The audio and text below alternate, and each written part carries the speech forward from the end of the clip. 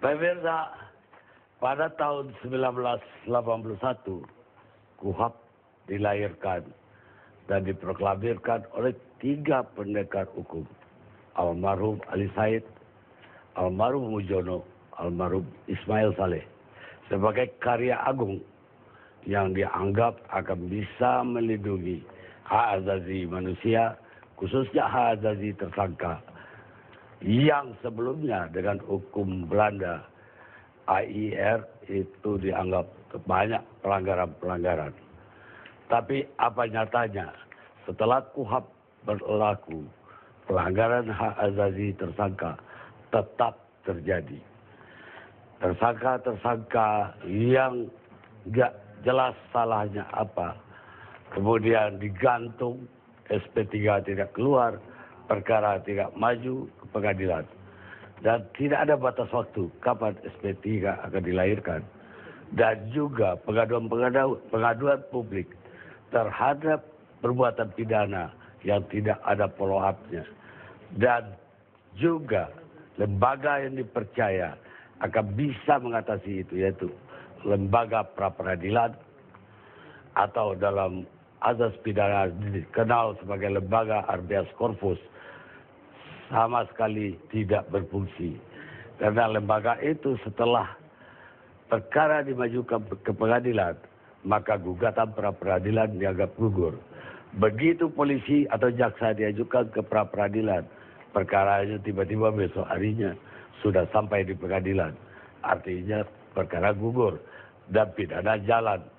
Sehingga habeas corpus tadi atau yang namanya pra-peradilan bukannya meringankan terdakwa, justru menambah celaka para tersangka.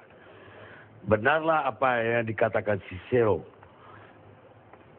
summa ius summa iura, semakin banyak hukum, semakin sedikit keadilan. Sekarang saya teruskan ke Tama lagi. Oke. Kalau kita kembali ke proses penyelidikan tadi yang dikatakan oleh Pak Dirjen sebagai apa istilahnya intel, kegiatan intel.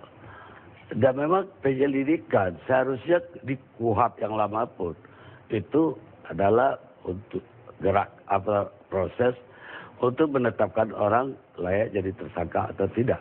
Belum ke pengumpulan barang bukti. Jadi apa yang dilakukan sekarang atau dalam RUU diatur juga senada dengan itu. Artinya belum, kalaupun disadap ketika penyelidikan itu belum bukti. Tapi ketika penyidikan baru bukti. Nah, kalau kemudian itu yang kemudian diasumsikan, berarti korupsi sudah kehilangan ruhnya sebagai kejahatan ekstraordinari. Karena sifatnya yang kemudian dianggap efeknya luar biasa. Mungkin kalau pembunuhan hilang nyawa satu. Tapi kalau korupsi itu kan efeknya. Nah, efek ini yang kemudian harusnya diterapkan juga. Bagaimana kemudian para pelaku-pelaku korupsi itu dikejar. Nah, kalau kita bicara soal keberhasilan pemberantasan korupsi selama ini, itu kan kemudian dilakukan pada tahapan penyelidikan. Itu dimulai di sana. Bagaimana kemudian upaya memblokir rekening, kemudian upaya penyadapan, itu semua dilakukan pada tahap penyelidikan. Intinya, kalau penyelidikan hilang, berarti tahap investigasi, KPK tidak bisa nyadap, KPK kemudian tidak bisa memblokir rekening, kemudian termasuk mencegah orang ke luar negeri. Ini Bang Karni yang kemudian agak menyulitkan. Nah, yang lain kemudian kita juga harus lihat soal putusan misalnya. Itu diatur ya, dalam RUU KUHP, putusan MA tidak boleh, Mahkamah Agung maksud saya, tidak boleh lebih berat daripada putusan pengadilan tinggi. Dalam konteks kasusnya Angelina Sondang misalnya, itu nggak akan bisa ya. Nggak mungkin kemudian Mahkamah Agung, Artijo dan kawan-kawan bisa menghukum lebih berat. Dalam perkara driving simulator, SIM misalnya, tidak mungkin kemudian Mahkamah Agung bisa menghukum lebih berat. Nah, ini yang kemudian jadi soal. Itu diatur karena putusan Mahkamah Agung tidak boleh lebih berat daripada putusan pengadilan tinggi. Mungkin dalam kondisi dakwaannya tunggal boleh jadi ya. Itu bisa diterapkan. Tetapi kalau dakwaannya kemudian dilakukan berlapis, kemudian ada yang dalam jurisnya itu kemudian tidak dianggap, oh ternyata terbukti misalnya, pasal-pasal lain yang hukumannya lebih berat misalnya. Itu kan tentu akan membuka peluang hukuman yang lebih berat juga. Nah ini nggak akan ya, terjadi. tapi kalau kita berpijak lagi kepada keadilan, Hakim Agung tidak memeriksa materi Betul. perkara, toh. Betul. Bagaimana sebenarnya dia bisa membuktikan pasal-pasal lain? Betul. Seandainya dia dalam putusannya memakai pasal lain. Betul. Jadi ini juga kontroversi sebetulnya. Oh, iya. Sama juga dengan kontroversi tadi, yang mana sih di dunia ini yang extraordinary crime? Ya, bagi cewek begitu, bagi pihak lain beda lagi. Betul. So, Ya, ini kan kemudian kita akan ditarik pada persoalan ini yang mana yang soal due process of law, yang mana yang kemudian crime control. Dalam dimensi tadi, perlindungan terhadap orang-orang misalkan seperti Nenek Minah misalnya, dalam kasus kakao, betul, banyak hak yang kemudian perlu dilindungi terhadap orang-orang seperti ini. Betul, KUHP, KUHAP memang harus segera direvisi. Saya sangat setuju sekali, tapi yang jadi soal, kenapa kok yang kemudian khusus, yang kemudian orang-orangnya itu tidak mungkin, misalkan kasus-kasus korupsi ditangani oleh KPK, kejaksaan, itu kemudian orang seperti Nenek Minah, kan nggak mungkin. Karena di sana soal white collar crime, maka kemudian dianggap khusus. Nah, yang kemudian jadi solusi, ya sudah, sekarang KUHP, KUHAP silahkan kemudian dibahas, tapi KUHP-nya dulu yang dibahas, dengan mengeluarkan hal-hal yang berhubungan dengan pengaturan tindak pidana yang sifatnya khusus, atau yang kemudian kita anggap extraordinary, sehingga selesai persoalan. Jadi kemudian hak-hak kemudian soal tadi ya, due process of law-nya kemudian juga dia dilindungi ya, sisi lain soal crime control-nya juga berjalan. Maka itu kemudian solusinya demikian, itu menurut saya lebih apalagi tepat. pasal yang ICW keberatan dari yang diajukan oleh pemerintah ke DPR atau yang sekarang lagi digodok oleh DPR. Ya, tapi ada beberapa hal ya, kalau soal KUHP-nya misalnya tadi soal proses penyelidikan, kemudian tadi soal ya penahanan, kemudian soal putusan tadi ya, bahwa putusan Mahkamah Agung tidak boleh lebih berat daripada putusan pengadilan tinggi. Nah, pada level KUHP-nya misalnya tadi soal pasal-pasal yang kemudian sering dipakai oleh penegak hukum, tapi kemudian hilang. Ya tadi ya, saya sudah sebutkan pasal 2 dan pasal 3 yang berhubungan dengan kerugian negara, itu kemudian hilang. Bahkan padahal persentasenya itu sekitar 68%-nya itu yang selalu dipakai oleh penuntut umum dalam persidangan. Kemudian tadi soal pengaturan suap. Kalau kemudian KUHP disahkan, jangan harap kemudian orang-orang seperti Akil bisa dikejar lagi. Karena ini akan bingung ya. KPK misalkan katakanlah, itu akan bingung. Dia mau pakai yang mana? Karena KPK sudah jelas, dia hanya bisa menangani perkara-perkara korupsi. Sedangkan korupsi yang kemudian ditarik dalam KUHP itu hanya tadi, kalau soal hakim yang kemudian menerima suap itu diatur bukan dalam delik-delik korupsi, tapi delik-delik yang berhubungan dengan jabatan. Apakah kemudian pertanyaannya bisa nggak KPK menangani delik-delik yang berhubungan dengan jabatan? Karena kalau dia saya menafsirkan tetap bisa, karena korupsi ya, itu lebih potensial tapi akan pada menimbulkan kebingungan, jabatan. Kebingungan. Kalau misalkan kondisi yang seperti ini berarti akan besar kemungkinannya KUHP yang sekarang harus diperbaiki bukan semakin baik, malah justru akan menurun, akan bikin sulit. Saya kan tanya kepada penegak hukum, kepada jaksa, kepada kepolisian, kepada KPK, silakan ditanya, kira-kira kalau ngomongin soal suap yang ada dalam KUHP, itu bisa nggak? Dia mau pakai pasal yang mana? Kasus yang mana? Ini akan menimbulkan banyak kebingungan. Nah ini makanya Bang Karni, kita sangat menyarankan bahwa sudahlah, tarik dulu, kemudian dibahas lagi, karena agak sulit kalau dibahas di DPR, bukan kita tidak percaya, tapi dengan kondisi tadi ya, menjelang pemilu, absensi yang kita lihat tadi bolong-bolong, nggak sampai setengahnya, ini juga sangat sulit. Kemudian kalau kita mau serius, kita mengawal proses di DPR misalnya, ini menurut kita agak menyulitkan. Nah tadi kemudian tarik, sinkronisasi dulu, baca lagi, banyak revisi, kemudian bahas KUHP-nya dulu, dengan mengeluarkan tindak pidana yang dianggap khusus, kemudian bahas KUHAP-nya, kemudian setelah itu baru masuk bicara soal undang-undang tindak pidana korupsinya, kalau mau direvisi, undang-undang yang lain yang kemudian ada di luar KUHP, sehingga jelas pembahasannya seperti apa. Baik, saya ke Alphonse Kurnia Palma.